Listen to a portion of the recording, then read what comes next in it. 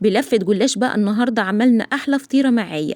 أنا جبت لفة الجلاش معايا وقطعتها صغير جدا زي ما حضراتكم كده شايفين، واركنها عندي على الرخامة. تعالوا بقى هنشوف هنعمل ايه.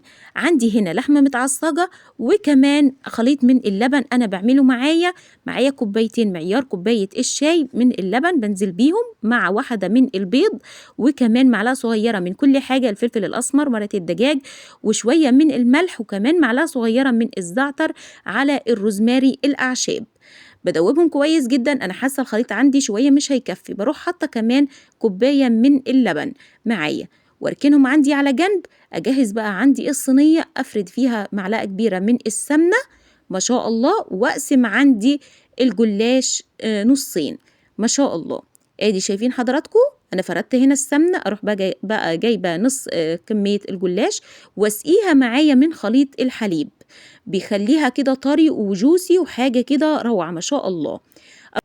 هنا بقى بنزل عندي بخليط اللحمه المتعصجه ما شاء الله على الجلاش، اللهم بارك، وافرده كويس جدا كده، واروح جايبه شويه من الجبن في نص الصينيه كده على اللحمه، اللهم بارك، وانزل بقى ايه بنص كميه الجلاش الباقيه معايا، واظبط عندي الصينيه كده بايدي ما شاء الله.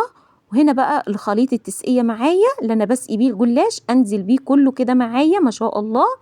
دخليها بقى الفرن على درجه حراره 180 زي ما هي كده.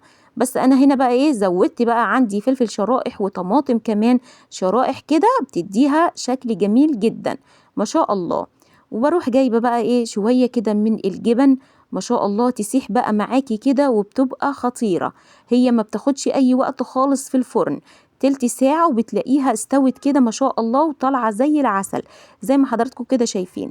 ادي احلى فطيرة بقى خطيرة جدا ما شاء الله. يا رب بألف هنا وشفا وتجربوها. مش تنسوا تكتبوا لي تعليقاتكم على الفيديو. اتمنى حضراتكم تتابعوني على اليوتيوب، والسلام عليكم ورحمة الله وبركاته.